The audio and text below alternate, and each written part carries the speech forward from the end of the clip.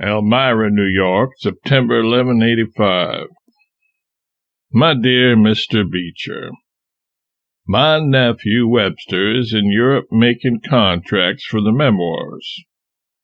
Before he sailed, he came to me with a writing directed to the printers and binders to this effect: honor no order for sight or copy of the memoirs while I am absent, even though it be signed by Mr. Clemens himself. I gave my permission.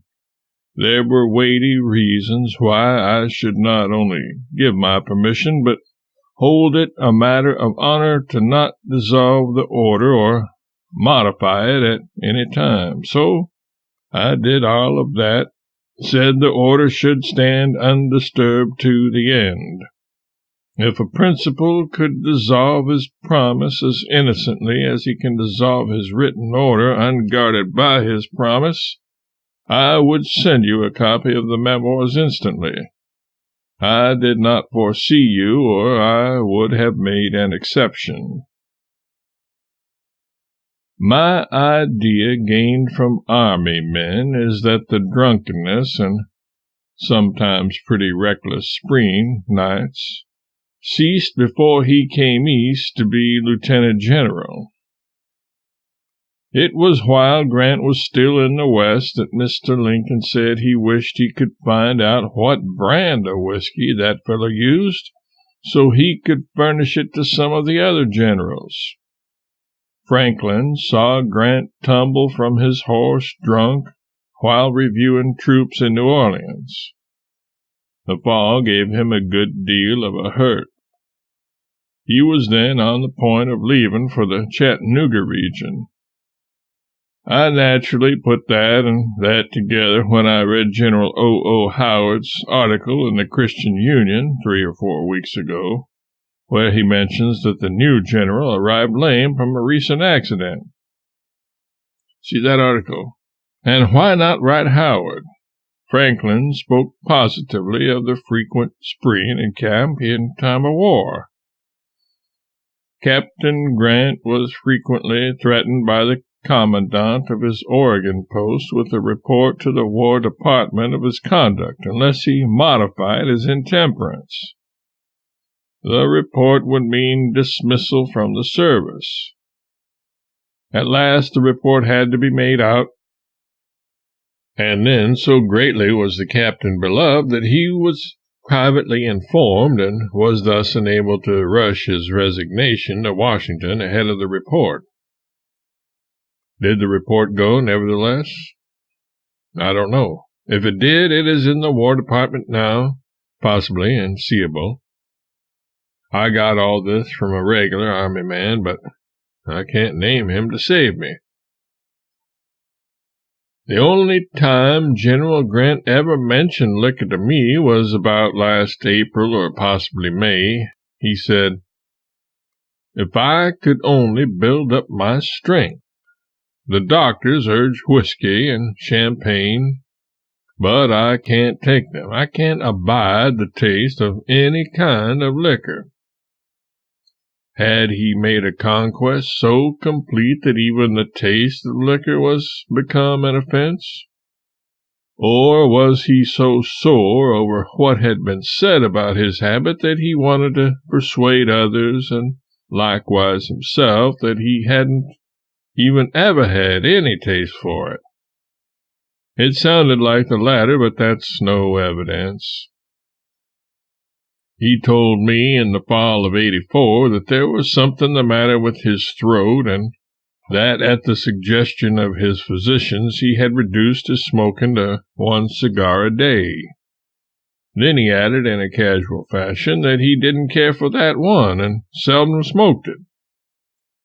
I could understand that feeling. He had set out to conquer not the habit but the inclination, the desire. He had gone at the root, not the trunk. It's the perfect way and the only true way. I speak from experience. How I do hate those enemies of the human race who go around enslaving God's free people with pledges. to quit drinking instead of to quit wanting to drink. But Sherman and Van Vliet know everything concerning Grant, and if you tell them how you want to use the facts, both of them will testify. Regular army men have no concealments about each other, and yet they make their awful statements without shade or color or malice, with a frankness and a childlike naivety, indeed, which is enchanting and stupefying.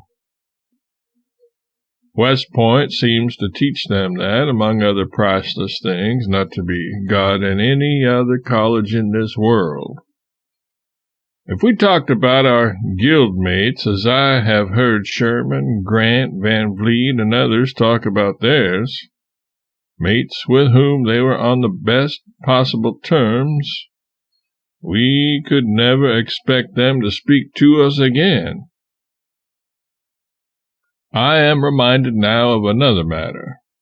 The day of the funeral I sat an hour over a single drink and several cigars with Van Vliet and Sherman and Senator Sherman, and among other things General Sherman said with impatient scorn, "The idea of all this nonsense about Grant not being able to stand rude language and indelicate stories.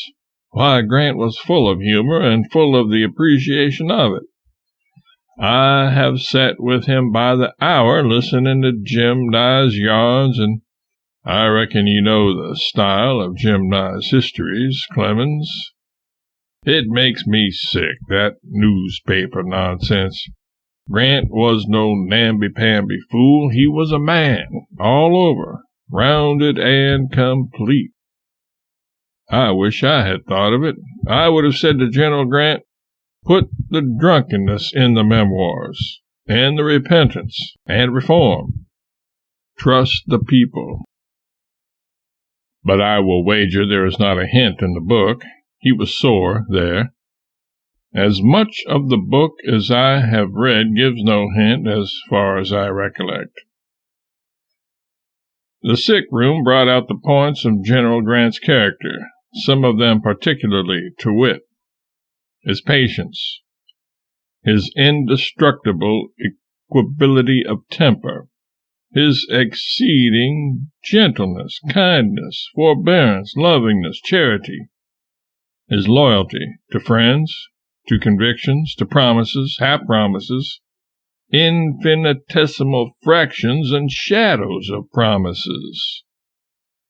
There was a requirement of him which I considered an atrocity, an injustice, an outrage.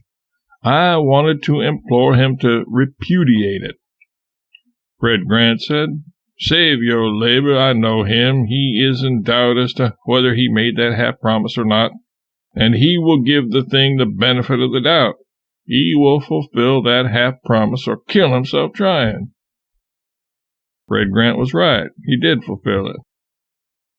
His aggravatingly trustful nature, his genuineness, simplicity, modesty, diffidence, self-depreciation, poverty, and the quality of vanity, and, in no contradiction of this last, his simple pleasure in the flowers and general ruck sent to him by Tom, Dick, and Harry from everywhere, a pleasure that suggested a perennial surprise that he should be the object of so much fine attention. He was the most lovable great child in the world. I mentioned his loyalty. You remember Harrison, the colored body servant? The whole family hated him, but that did not make any difference. The general always stood at his back, wouldn't allow him to be scolded, always excused his failures and deficiencies with the one unvarying formula: "We are responsible for these things in his race. It is not fair to visit our fault upon them. Let him alone." So they did let him alone under compulsion, until the great heart that was his shield was taken away. Then, well, they simply couldn't stand him, and so they were excusable for determining to discharge him. a thing which they mortally hated to do, and by lucky accident were saved from the necessity of doing. His toughness as a bargainer when doing business for other people or for his country, witness his terms at Donelson, Vicksburg, etc. Fred Grant told me his father wound up an estate for the widow and orphans of a friend in St. Louis. It took several years. At the end, every complication had been straightened out, and the property put upon a prosperous basis. Great sums had passed through his hands, and when he handed over the papers, there were vouchers to show what had been done with every penny. And his trust in easy, unexacting fashion when doing business for himself. At that same time, he was paying out money in driblets to a man who was running his farm for him. And in his first presidency, he paid every one of those driblets again, total $3,000, Fred said. For he hadn't a scrap of paper to show that he had ever paid them before. In his dealings with me, he would not listen to terms which would place my money at risk and leave him protected. The thought plainly gave him pain, and he put it from him, waved it off with his hands, as one does accounts of crushings and mutilations. Wouldn't listen, changed the subject. And his fortitude. He was under sentence of death last spring. He sat thinking, musing several days. Nobody knows what about. Then he pulled himself together and set to work to finish that book.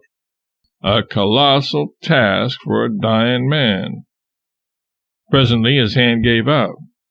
Fate seemed to have got him checkmated. Dictation was suggested. No, he never could do that. Had never tried it. Too old to learn now. By and by, if he could only do Appomattox, well, so he sent for a stenographer and dictated 9,000 words at a single sitting, never pausing, never hesitating for a word, never repeating, and in the written-out copy he made hardly a correction. He dictated again every 2 or 3 days. The intervals were intervals of exhaustion and slow recuperation. And at last he was able to tell me that he had written more matter than could be got into the book. I then enlarged the book. Had to. Then he lost his voice.